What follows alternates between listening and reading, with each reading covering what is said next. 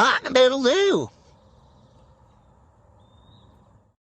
Alrighty, folks, here we are, another episode of Those Crazy Country Boys, and we have Mr. Anderson along with our good buddy Andrew Johnson. How are you fine folks doing this evening? Awesome. How are you? Awesome like a possum, I'd say, except you got the bigger outfit on, I see. It looks very comfy, dude. Oh, it actually is. I'm like, Are you like sitting in a PJs. chair or are you sitting on the tail? Boingy boingy. yeah.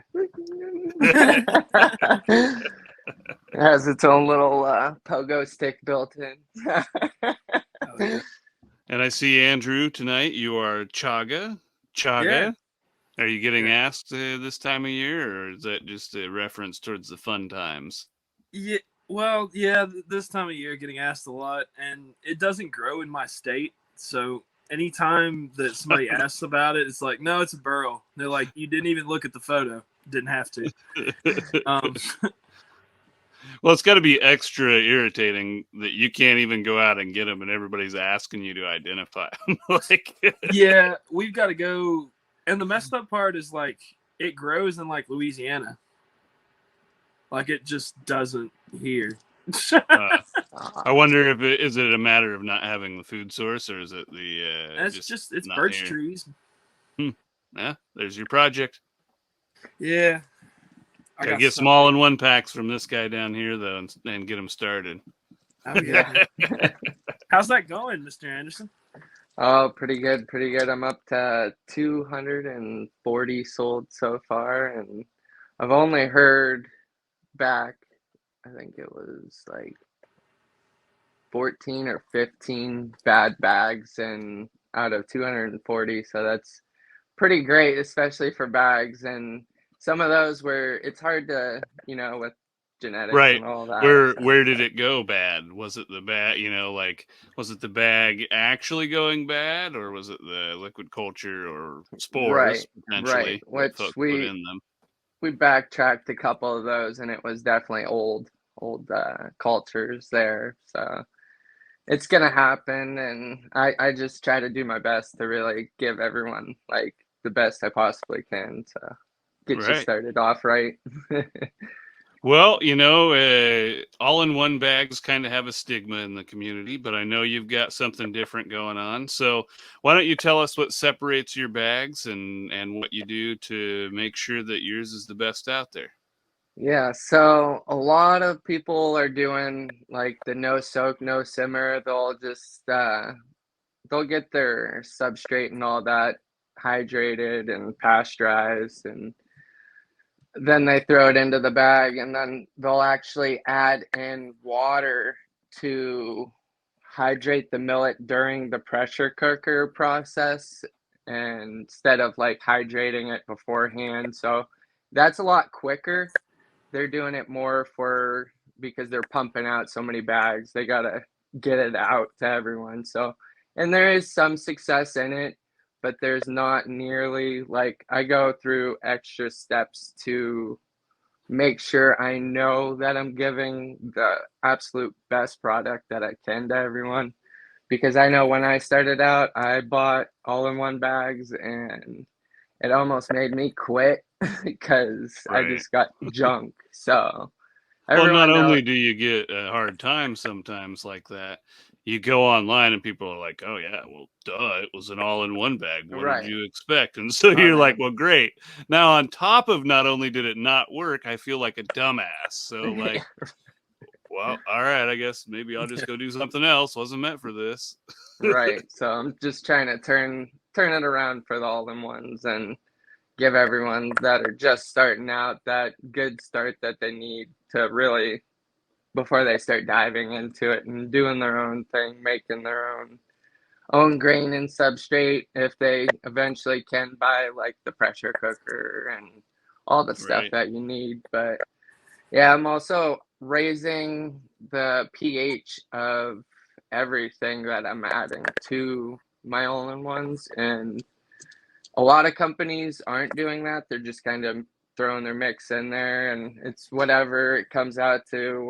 Whatever it comes out to for the pH. But I found with a group of a small community of growers and whatnot, we've tried a whole bunch of different stuff, and then we stumbled across this recipe, and it's worked amazingly for us. And I'm like, I need to get this out there for everyone. And my one So buddy, tell us about the pH. Like what does that do? Does that give the mycelium a better food source, or does it actually prevent contamination it's a like little, or what? Yeah, it fights. It makes it so the contamination doesn't just move in early on before you get a flush, because a lot of the time contamination moves in. Bacteria, it likes that sweet, like that lower pH, and it's as soon as like you'll get a few flushes, and that's when the pH just keeps dropping and dropping and dropping. So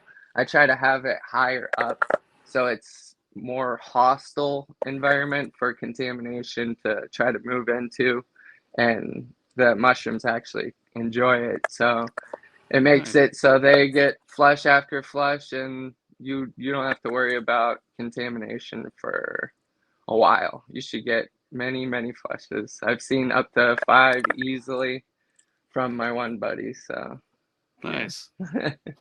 What do you have to say on the science side of things there, Andrew? You got any insights for that? Yeah, we have a kind of thing in the gourmet world. We have a kind of thing dealing with pH as well. We work with hydrated lime. That's what I use. Nice. Yeah, that's the secret sauce because the mycelium doesn't mind a high pH environment, and it's kind of like that's one of the many ways that people have been doing it. You can't really do it with coir because of how how easily it breaks up. But the other method, besides using the hydrated lime, is doing an aerobic environment, soaking wood chips in water for 2 weeks until everything that likes oxygen dies off, and you only have bacteria that can't survive in an oxygenated environment, and then exposing them to an oxygenated environment, and it kills off both sides of the coin. Right. So what he's talking about is pretty big in the gourmet world as well, especially when it comes to stuff like straw that you don't necessarily want to pressure cook. Right. You can actually pasteurize it with just the lime, and I've seen cold lime pasteurized. Mm-hmm. I think that's what it is. Yeah. I've seen that, and then actually I use it to hydrate my millet too. So a lot of people will just hydrate their millet, and then maybe they'll pH balance their substrate. But I found when I did that, and then I added the millet, and then mixed it, and then pressure cooked it, it actually, because I tested it after I pressure cooked it, it dropped the pH. So I had to add some hydrated lime to my water that I hydrate the millet with. So I get it up to about a 9, 8.5-ish, but it just still drops after. So I tried to get it a little bit higher, so then after I pressure cook it, it comes out to like a nice 8.5 up to 9-ish. But nice. Yeah, I have to see about incorporating that into agar. Yeah, that'd be cool. I mean, pH everything. I actually have seen where folks do that. I use water that I bring in, so the pH is pretty reliably neutral. Usually, I think on the higher side, like 7.5. So it's pretty decent. Otherwise, we use distilled out of our tap. So. Yeah, a lot of people's are. Well, what Madden's is, he said naturally it's a 8 something, I think. I'm like, holy crap. Yeah. And that's off the well? I think that's what he was saying. Yeah, I'm not 100% sure on that, but yeah, I'm like, geez, you got some higher pH over there. People are like buying that bottled water. Right? You could just bottle it and sell that. Well, what else you got going on? I know we had Myco Cat on here a Yeah, couple shout out weeks to the back. cat. So you're doing a collaboration with him. Tell us about that a little bit. Yeah, we have even making it even easier for people instead of like searching around like we all do. We're like, oh, you just search up spores or whatever, mushroom spores, and all these different places pop up, and you click on like one of the top three searches, like everyone always does, and then you just buy and you inject it into a bag and kind of hope it works. But now, I actually have a step-by-step handout, and we have his culture in my bag, and we sell it as a bundle. So literally, it's everything you need in just one pack, simple step-by-steps. And I actually have a video now that I'm going to be doing because I have pictures on my website of the step-by-steps. And Oh yeah, then I have a video of me walking through it, which I'm going to be oh, putting that's this cool. into every order just to cut back on cost of, because I didn't realize like these are colorful handouts and I was getting less than 30 handouts per ink cartridge. I'm like, this Oh is yeah, killing me. And then yeah. the cost of paper, and then all the trees. I'm like, I can get three of these off of one paper. So, Yeah, and that is one thing where like outsourcing can come in a lot yeah, cheaper, especially I this know. time of year. I'll look for sales on stuff like posters, Yeah, and you can turn that flyer right there into a poster. And I that'd think be cool. I costed them out to like 47 a piece.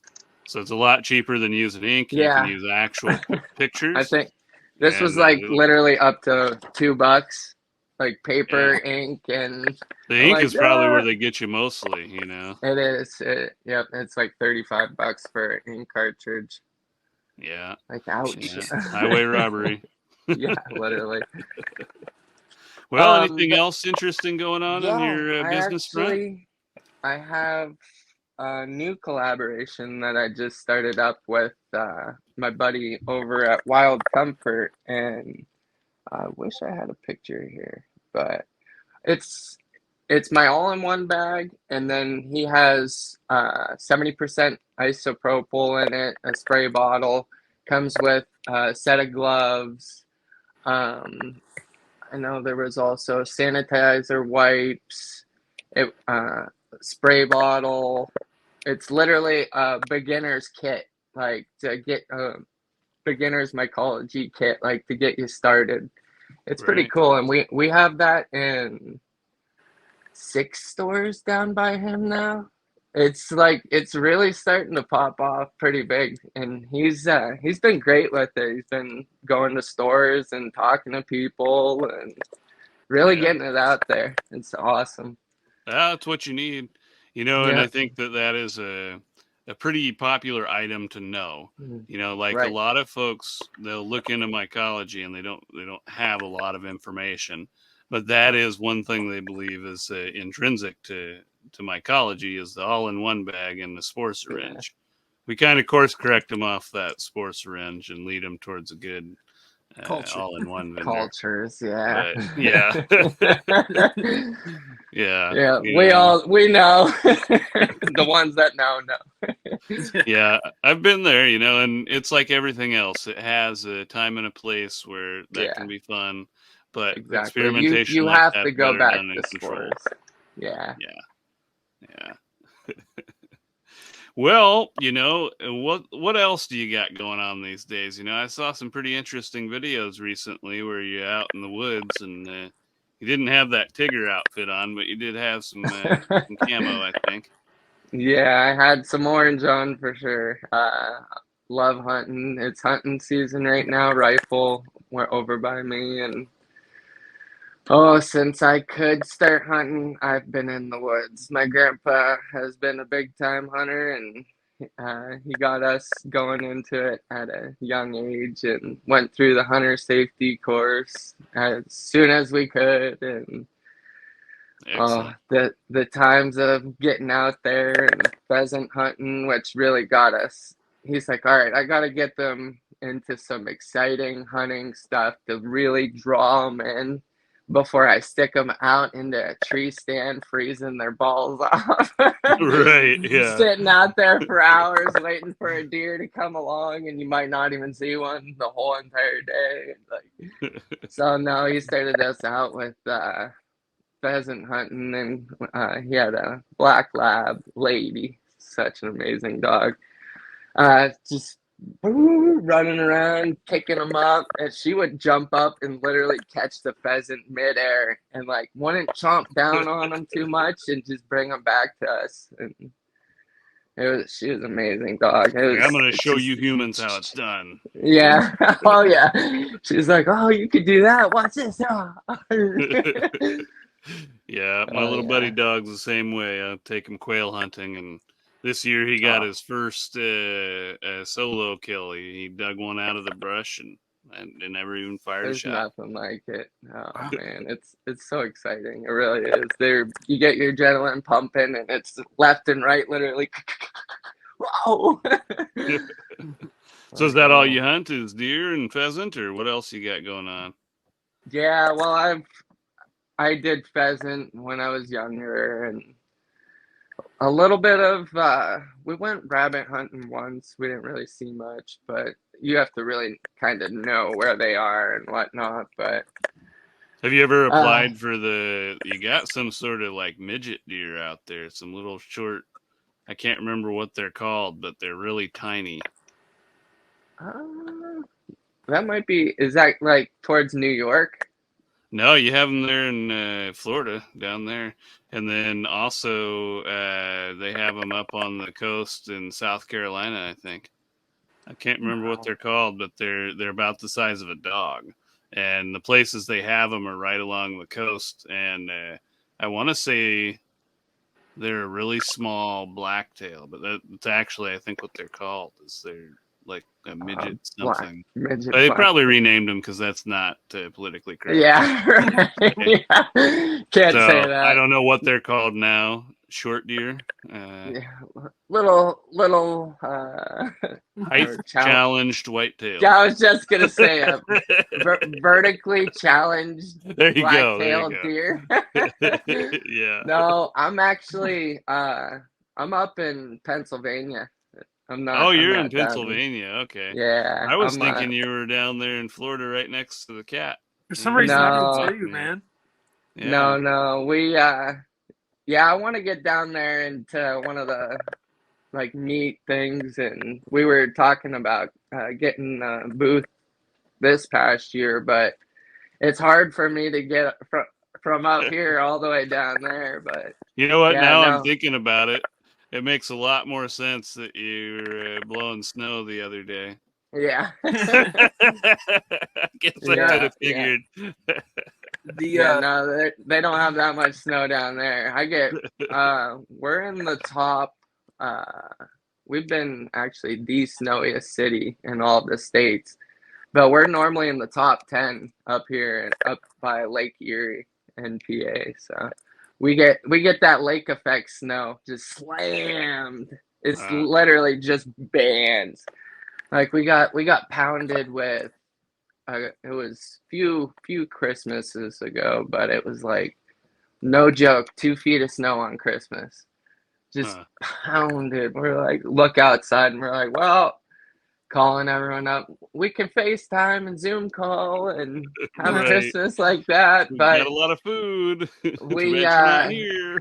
Yeah, we're gonna have to mail your gifts, and because normally a lot of my family is like from out of town towards Pittsburgh, and then we have some down in Oklahoma. Actually, we're kind of spread out. Yeah. Well, Kat actually was just at a meetup right here near, like literally about 40 minutes from me. That Georgia one's right next door to me. Yeah, I want to get down to that one this coming year. It's a good one, man. I felt kind of bad though, because I kind of warned him about it. He was like, "Can I vend there?" And I was like, "Nah, dude, don't vend there. Don't do anything like that." And then he gets there, and there's people like selling fruits out in the open. There's like ridiculous things going on, and I told him, I was like, "No, it's gonna be sketchy. Don't do it, bro." Right. But he was cool about it. You know, he's like, "No, I know you're just trying to make sure nothing bad happens to me." Right. Yeah, you got to look out. Definitely. Yeah, I know I've been really surprised by the reports from a lot of those. Yeah, right. I went to one here locally in Port Angeles, Washington, and I didn't see anything of the sort. I did have people coming up to me asking me, like, "Hey, do you have cultures? Do you have spores?" Like, no, I just have sterile stuff. You know, I'm not here for that. And I wasn't sure, you know, what the environment would be. And I'll tell you, you know, that really opened my eyes to where the market really is as a vendor. Like, we think that we're in the market by being on social media. Right. The reality is we are not. We That's have not a even very, touching. very narrow market. Probably, I don't know, 6 to 10% of the market. And like a lot of these folks that are coming into it, they don't know anything.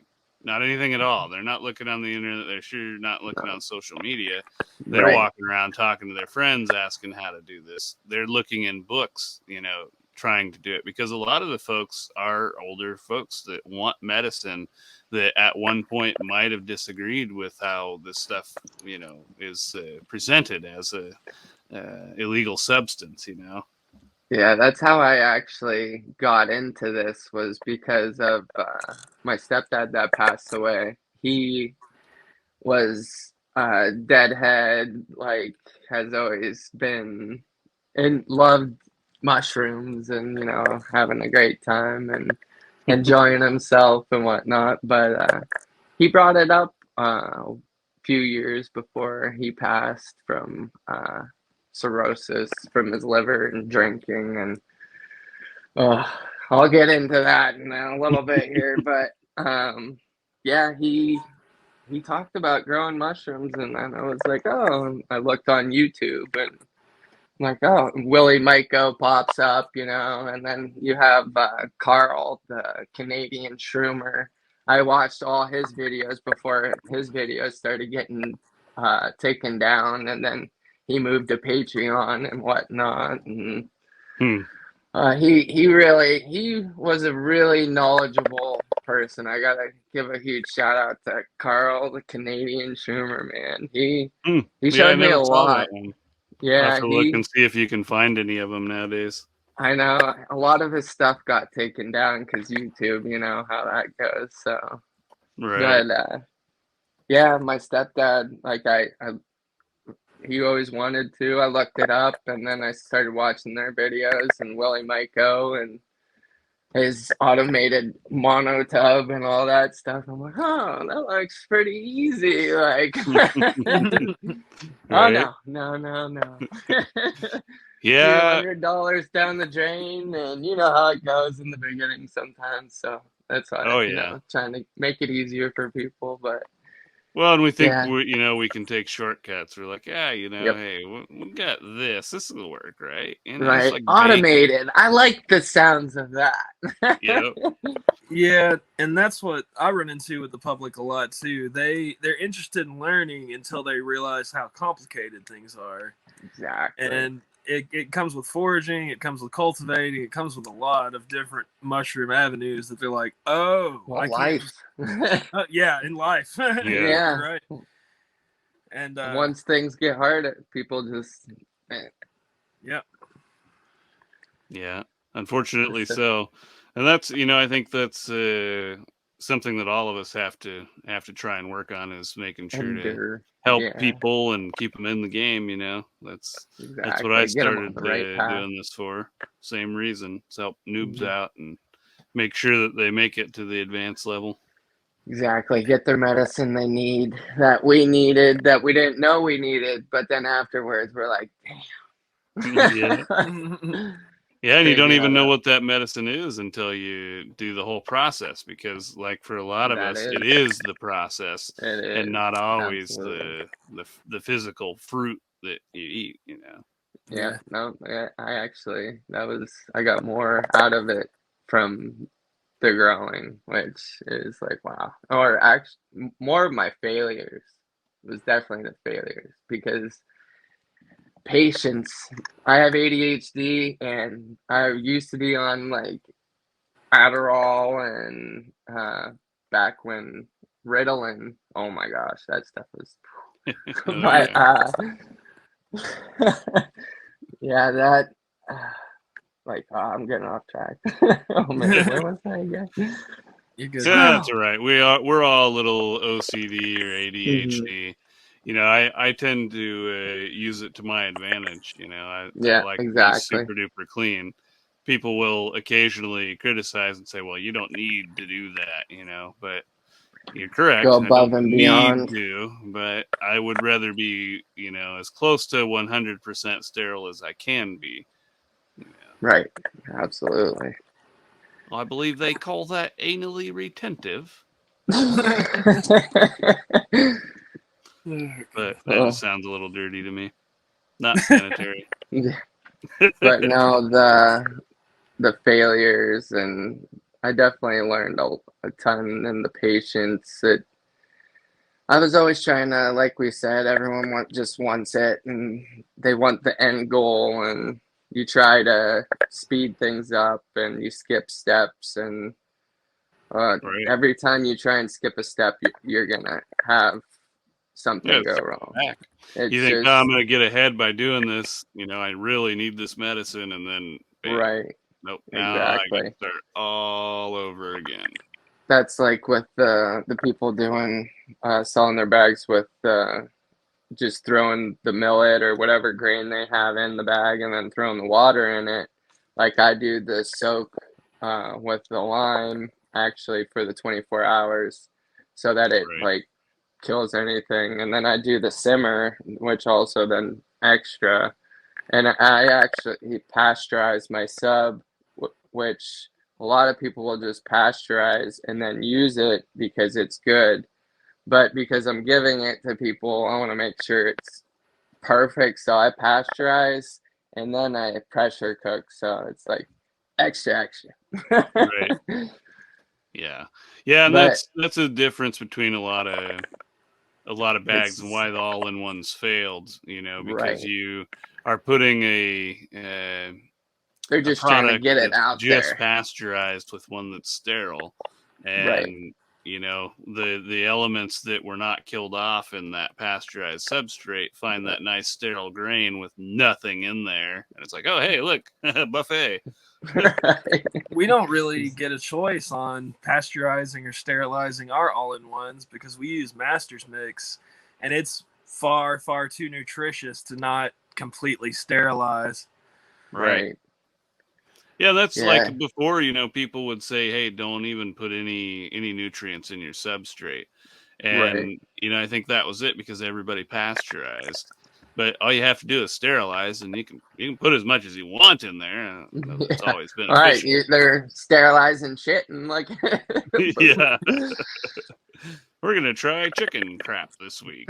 All right. Yeah, I saw there's so many different kinds out there. I saw alpaca. What else?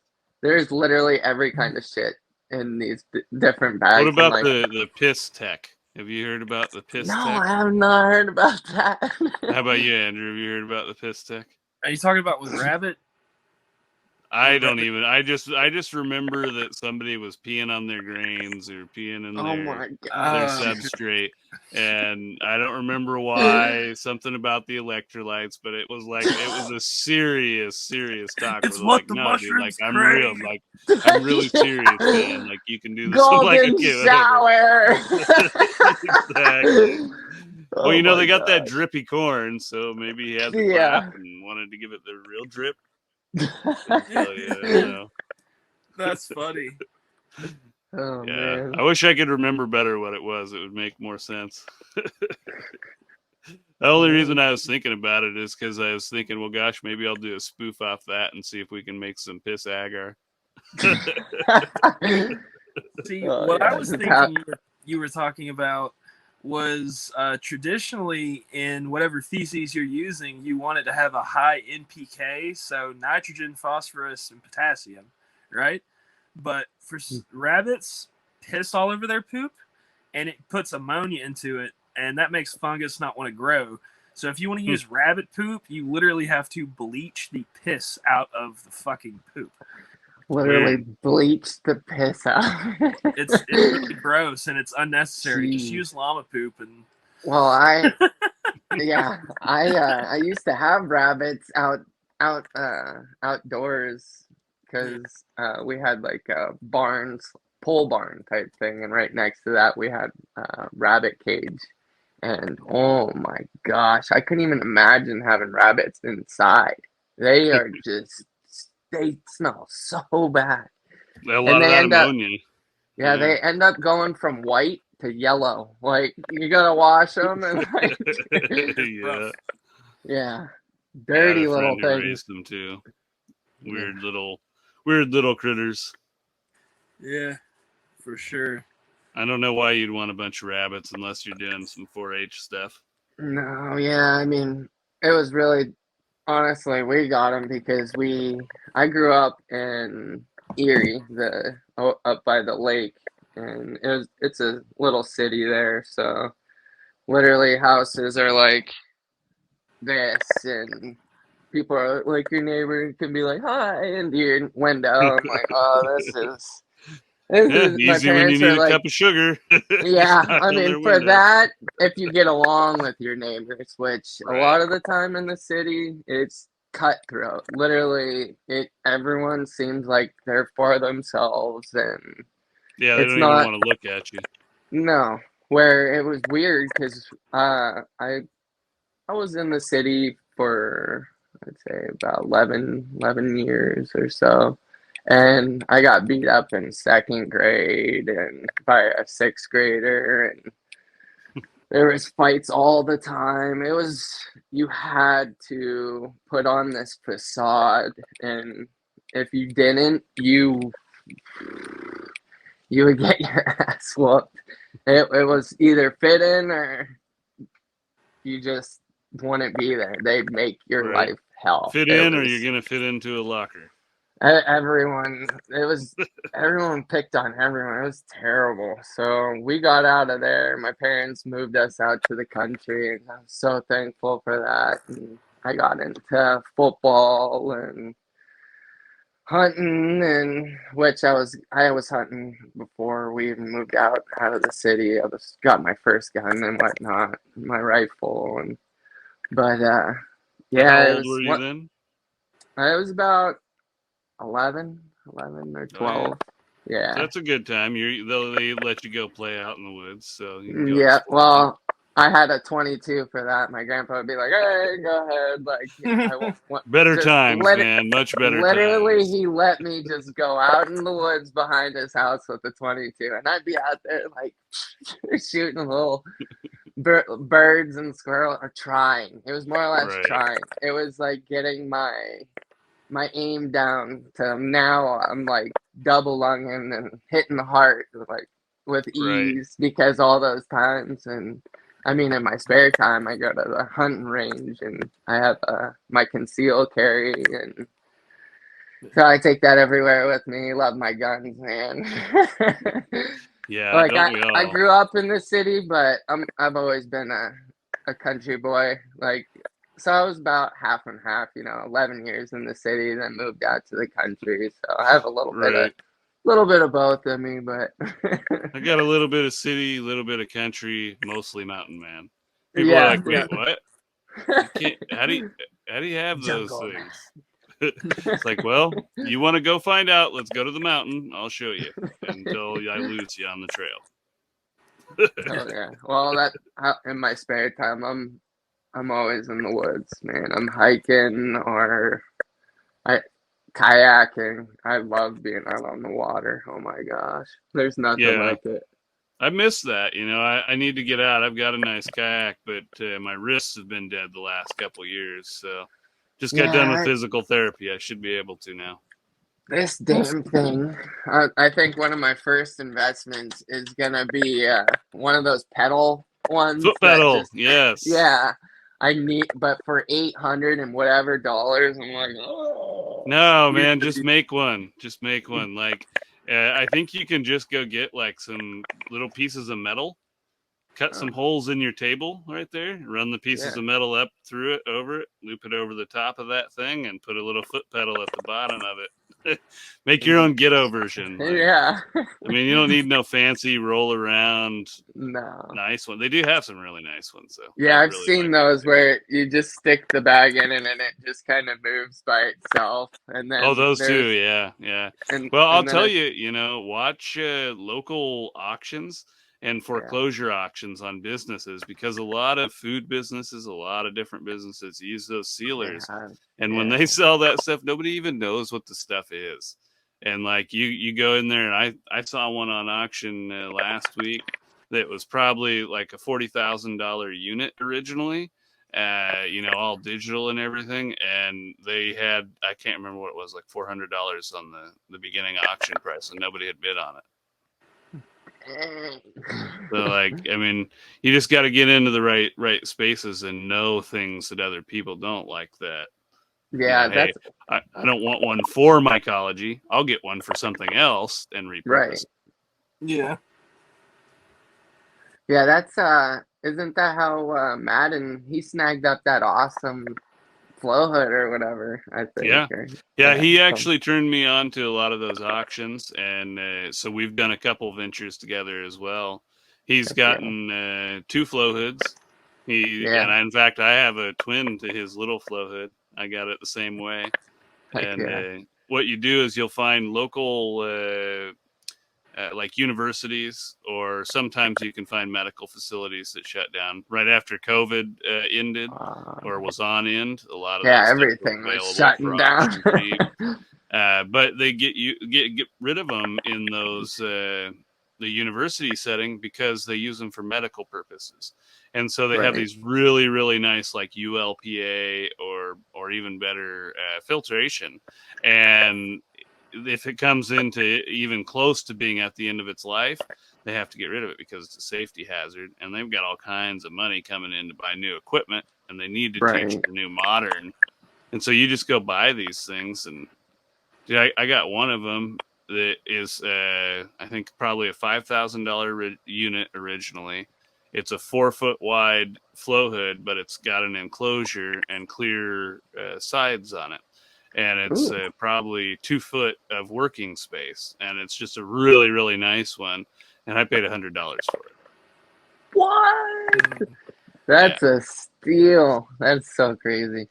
Well, Yeah. and some of that, even if the filter needs replaced, think about how much money you would actually be spending to for a new one, where you might just have to replace the filter on this one, and it's brand new, still works perfectly Right. great. Like, Well, some of them it, don't turn out so well. Like I bought a yeah, really nice stainless Terra Universal, and it works great. It fired up. It was perfectly clean, but one of the bearings in the motor went off apparently, and so like it'll run fine until it goes out of balance, and then it sounds like a washing machine or a dryer that's off balance. Yeah.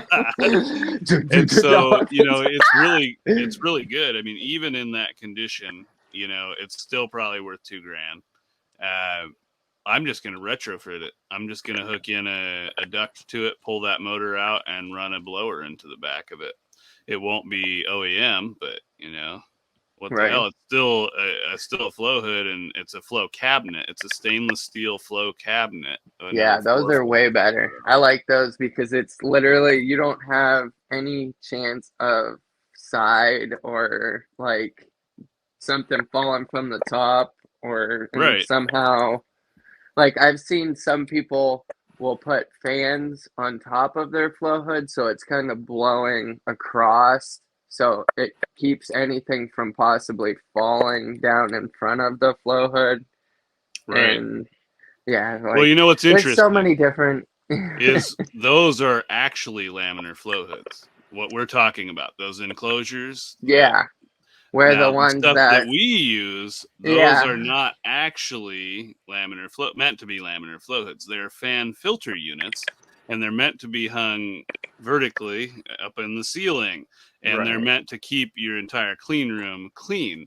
Then within that clean room, you have these cabinets, these flow cabinets, these right. laminar flow cabinets, or whatnot. And so it's really interesting because we kind of had this niche in active mycology anyway Yeah, for growing the cubensis, where we just had all this information that we kept to ourselves because it was not legal at the time. And like, so there's all these weird things we got to open our eyes and see the whole world for what it is. what it is.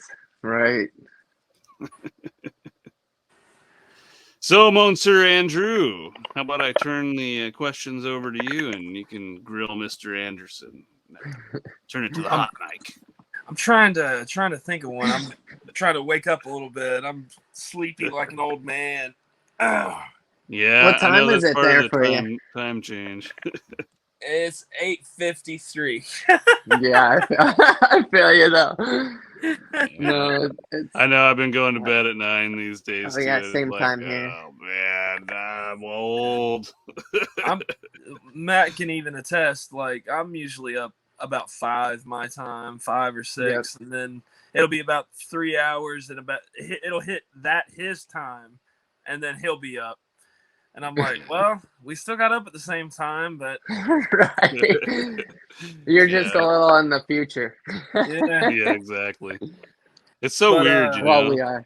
Yeah, I know, literally, because if you think about it, what the far, well, that'd be your time, right? Are you the, I'm in what is West your time? Coast, so I'm Yeah, West in the Coast. Pacific. Yeah, so like right now it's like 5:50. Yeah, that is so crazy. And it's Just almost got dark. 9 here. 9 for yeah, us. Yeah, Like, yeah, oh. it's wild. yeah. Literally, It's we're weird in the looking at future. people's speeds, see the light. You know, like wait, what? Yeah. Morning there? Oh, okay. Well, Oh, yeah, I feel. we're trying to work Oh, out something with Digi too, and Digi's 3 hours ahead of me, so he's 6 hours difference from Matt, oh. and it's hard, man. It's hard to get some scheduling down. Well, yeah, people schedule, and then like when we first tried my internet, and then Yeah, ended up recording, and then the transfer with the video and the files and whatnot, and Yeah, that was fun. That was kind of like you watch those comedy movies when people are on cell phones. They're like, "I'm going through a tunnel." Like yeah. this is the process of how I make my bags, where I add lot to it, and it makes the peat better. Like, You're like, what? yeah, I ended up canceling that internet and went with the better internet, and I'm like, I gotta get something so I can get on some podcasts and kind of get out there a little more. And if I really Well, the want this struggle is to real when you're a country boy and you're trying to get good internet. You know? exactly, oh my gosh, but it's only satellite out here. We don't have that fancy cable stuff that all these city people have, you Right. know. I want fiber optic, man. I'm on Yeah, 5G. right. Oh my gosh, blinking. I mean, this. Don't get me wrong. This is pretty fast, but I have to pay over $100 a month for it. So I'm did definitely you paying for it. did you ever tell him what happened to me at the end of last time we were recording, Matt? Oh, I don't think so. No. Okay, so I randomly in the middle of our recording last time just cut out and disappeared. Well, I went to my backyard and like a gopher or a chipmunk or something had chewed through my utility cable in the middle of us recording. And I was just like, well, I guess I'm not getting back on, Matt. Wow. Yeah, perfect storm of destruction. Literally, like what? Yeah. Just sitting there, like, dude, what the hell just happened? Yeah. Right. I keep waiting for the power to bump out. Like where I'm at here, we're on a second or third string power. So if any line goes out, they will chop ours or they will divert ours and bump the power. The country is awesome, but we definitely have our struggles. Yeah, exactly. We're not always first priority.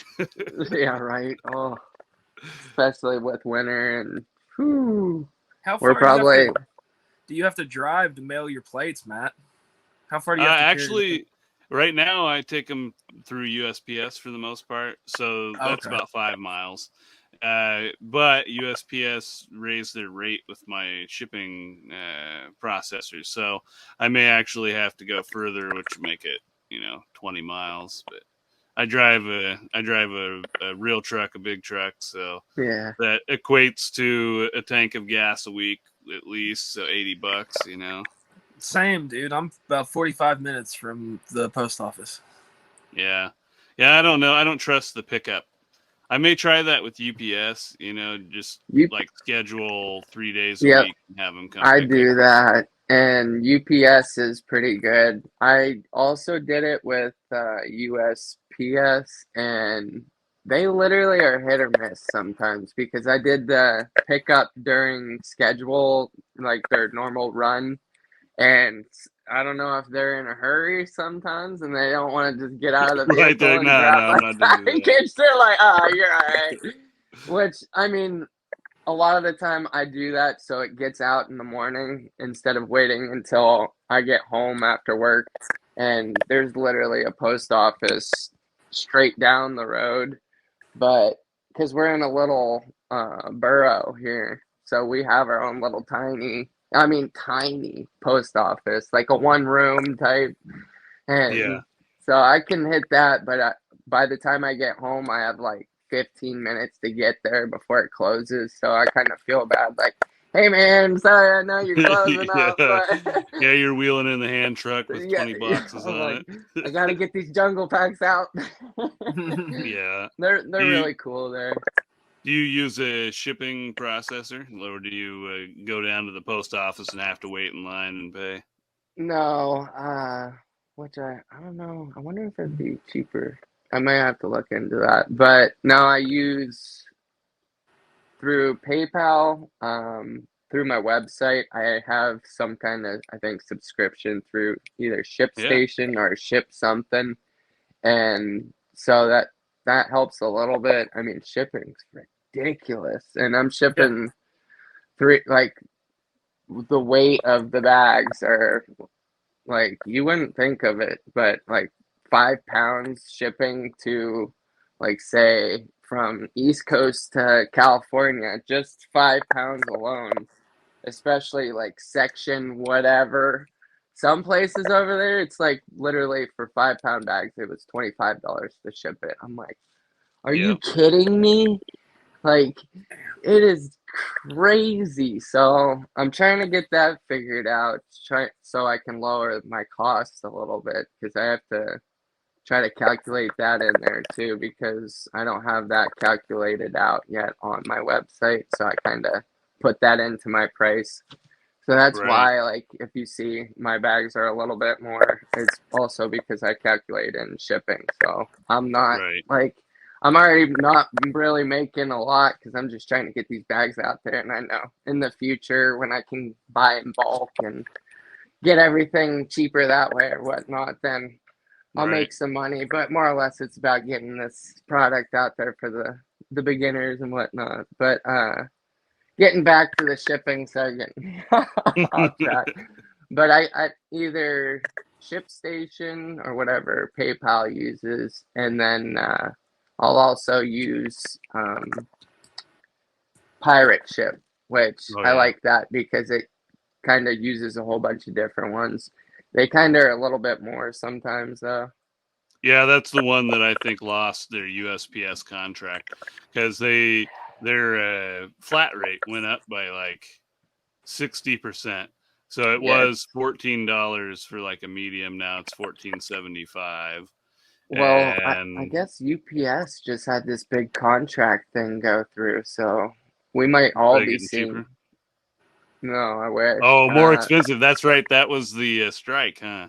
Yeah, they went on strike and now they're getting astronomical. Like, don't get me wrong, they do deserve to get paid better than what Yeah, they were because they I work know hard, I have a man. buddy in UPS and They don't They get always paid work what with they back injuries and exactly. They're have to work lifting all through it. the yeah, it's but I mean now that's literally making shipping going up even more. So I'm like, no.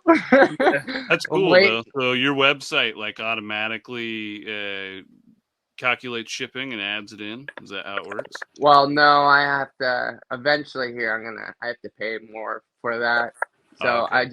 I have the baseline one, so I have it calculated into my price of my bags. That's why like I would have them cheaper per bag like labeled on the website, but I actually calculate in shipping. So Right. or like a Yeah. baseline shipping price. So I do it Yeah, it's that way. shipping in and of itself is a whole thing to learn. Like Yeah. you can so like the cheaper way to send stuff is cubic. I'm sorry, cubic. And Mhm. so like you actually want to try and get square boxes because you'll get the most out of your cubic space. And that's why you'll see like a lot of these guys that have the blocks that will grow mushrooms, the mushroom kits. They have like a wood box the same size as their cardboard box, and they literally pack it in, and they'll have a tamping board, and they'll pack it into a square shape in that wood box and dump it out, and it fills that box 100%. So you minimize your space to exactly Right. what your bag is. Yeah, see with I'm learning, definitely learning how to package everything. Like I have different size boxes. I tried some and then I'm like, all right, this is definitely it's a learning curve because I'm like, all right, I could fit 5 3-pounders in those boxes, but then I kind of have to form them a little bit to fit in there properly. But Right. Yeah. and then And there's Tetris. just yeah, and then there's just enough room for one of these guys to go in there. So I just slide one of these in there and then I put my hand out and I put little thank you envelopes in there with like a whole bunch of stickers, like my stickers, and then of course got tree digs in there. Right. And then Well, you know, Myco that's what you got Cat. to do. You got to have fun with it. And I Oh, think I that's what love made it. it fun for me. Yeah.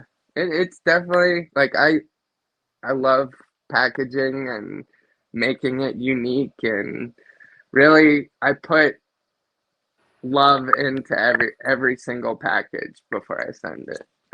I love this. Right. I really do. Right. And we're talking about like a hug, not like physically putting your love in there, Yeah. right? Right. Yeah. No. No. I mean, we were just talking about piss tech. I'm just Yeah. making Right. sure it's not the evolution, okay? Right. Oh no, no, no. I mean, it kind of looks like it in there. I know. Like. That's what I always joked when I had my LC bottles laying around. Like people were like, "What is that?" Like, oh, well, Oh, you know, kids in a jar. yeah, exactly. They pay like $30 a gallon for that stuff down at the medical place. Anytime somebody asks me something like that when I'm doing something in the lab, they're like, "What is that?" I'm like, "Smell it." It doesn't matter what it is. Yeah. It doesn't matter what it is. It could literally be plain water, and I'm like, "Smell it," and they're always like, "No." No, no, no. Yeah, that's what I heard in mycology to begin with. You know, it was like, "Hey, smell your tub. Does it smell bad?" Like, well, you ever see that guy with no face? Do you know what happened to that guy with no face? He smelled a bag of bread that he wanted to know if it was good or not. Oh And it yeah. had flesh-eating bacteria in it, and it ate his face. So, like, I don't smell things that I know grow mold to see if Yeah, they're right. bad, bro. Sorry.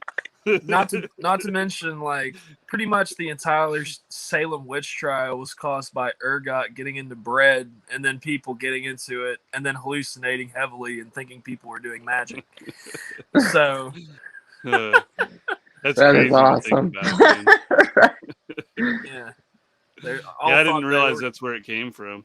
yeah, they all like ergot in its unprocessed form. Like you can make LSD out of it. Like that's the raw fungus that does that. But yeah, in its raw state, you have like feelings like you're on fire. And so people Like are like, niacin? oh, they're already in hell because they're on fire. And Right. That's like niacin, man. That shit makes your skin like burn. Yeah, I didn't know that back like in high school, and I was like, oh man, I played football, so you know they had the pee tests, and I smoked weed, and you know all that fun stuff. Yeah, so I'm like, oh, all the wrestlers had the niacin pills because they had to sweat to make weight and whatnot. So I'm like, my buddy gave me a handful of them, and he's like, here, take these, and you should be good in a couple days and whatnot. And I'm like, all right. So that night I took like, I don't know, 3 or 4, and I'm like, take a handful of these and I'll sweat real good. And then next thing I know, I'm like, literally my whole body's beet red, stinging. I'm like, oh my gosh! I'm like, I might have to go to the hospital. My mom's like, what's wrong with you? And she's like, what'd you take? I'm like, I took niacin. I had to come clean about it. I basically shot myself in the foot there. Right. Why do you need to take She's like, why'd you take that? And I'm like, I smoked weed. Oh, man. It was some crazy experience. I've been working out, and like, yeah, I got that mixed up with creatine. You know, they're both, you know, like white and powdery. No, she wasn't dumb. She definitely did her fair share of stuff. Well, hey, you know, the other method at the time that people would use was they would put a cap full of bleach in a cup of water and drink that like for a week before taking a piss test. So at least you didn't do that one. No, I've done like the gallons of water and chugging that, and that works. But the thing is, you have to make sure all you're doing is diluting it so much to the point that it's not picking up anything. So what you have to do is take it in. Yeah, well, that's why you have to take a certain vitamin. I think it was like vitamin, whatever makes your pee yellow. You had to take a vitamin beforehand to make it yellow, to make it look more realistic. And yeah, it was, I don't know what it was, but my buddy was like, here, do this and this. And like, we tried everything back in the day because, you know, we wanted to smoke and play sports, but you can't have both. I might have a whole totally different life if I was a little bit smarter. I thought I was real smart. Me and my buddy, we went to go work for this fishing company, that, you know, like up in Alaska. And they were like, okay, we'll hire you. Just got to pass this piss test. And so we were like the perfect example group, you know. He took someone else's pee in a condom, wrapped up tight. Yep. Taped to the inside of his leg, and I'm like, no, that's gross, dude. I'm gonna talk to a criminal and figure out how to do this. And so I asked my most criminal friend, you know, he's like, oh yeah, so you just buy this drink and you drink it, you know, a couple days in advance. And it was like $60 for this stuff. I'm like, okay, whatever. And sure as shit, yeah, okay. What it does is it allows you for that little cup swirl thing. Yeah, you'll pass that. But they send them all in, and when they look at them microscopically, or however they do it, it's an obvious fail, you know. And so, like, I'd have been a fisherman rather than a myco guy if I got a little bit smarter. My favorite story about one of those was somebody sent in pee, like they did the condom thing where they tape it to their leg, and they got it back, and they were like, well, dude, I think that there's some issues with your test. It says here you're pregnant. Yeah. Yeah. Oh, I thought maybe you were going to say the same thing that my buddy did. He couldn't get it open. So you know how he got it open? Don't say it. Don't say it. Yeah. Don't say it. No. I was like, dude, you really wanted that job, bro. Can you imagine the realization in his mind when that like hit that's what he was gonna have to do in order to no. Like, I mean, if I try this any other way, it's gonna pop and go all over, and he's screwed. So he's like the only way I can do this to get the smallest hole is to bite it and get your piss in my mouth. Like, well, at least I wasn't the only one who wasn't No. real bright. You know, you could have sharpened a fingernail or Yeah, you know, right. not given up your pocket knife when they say empty your pockets out. Yeah, I mean, it's not like they pat you down. true. That is But wild. sometimes they do stand. Wait, sometimes they stand in the rim. So he got lucky there. Yeah, in Oregon, it used to not be legal to do that, and then Oh. I don't remember sometime around 2005, 2008, it became more standard practice because you know you go get that Whizzinator thing, and they can be looking right at you, and you Oh, kind yeah. of got to look close to know Well, what it is. Even If with they're the looking that condom. close. Yeah, right. Hey, you know what? Some of them now they'll make you like literally do it in front of them. Drop. They have to be Yeah. in front of you watching. Like Yep. it's bad. I wouldn't do it. I I had would the just dude refuse. straight up looking like. Well, And that then just the goes, one time. go ahead. Oh, go ahead. I was going to say, that just goes back to the subtlety thing I said earlier about asking someone to smell it. If somebody looked at me incredibly closely and I was like using some fake thing, I would just smile very largely at those. Nice day, isn't it? Hey, how you doing? They'll leave you alone. Can I get your number? Make it you weird, feel yeah. uncomfortable? People, That's one thing I've great. learned, people can be weirded out way easier than they can be intimidated. That That's is true. very, very true. Yeah. That is so true. But I can tell you that doesn't work in a confrontation all the time. Weirding it out might just make you get hit faster. Oh no, Yeah. that's my other thing. If That's what they I start know. winding up, okay, all right, we're gonna do this. Let's just start taking your Shirt's coming off. Yeah. Wait, let me go get my GIMP mask. Let's make this fun. Start So smiling. that's when you start stretching and then bust out one of the like. Right, yeah, the kung fu. They're like, oh shit, this dude knows something. Oh man, It I've just seen got too many real. of those Yeah. videos like that where people lead like that, and they look, oh yeah, look how pro he is. He's gonna win. Donk, glass just knocked out. Yeah, I know karate. yeah.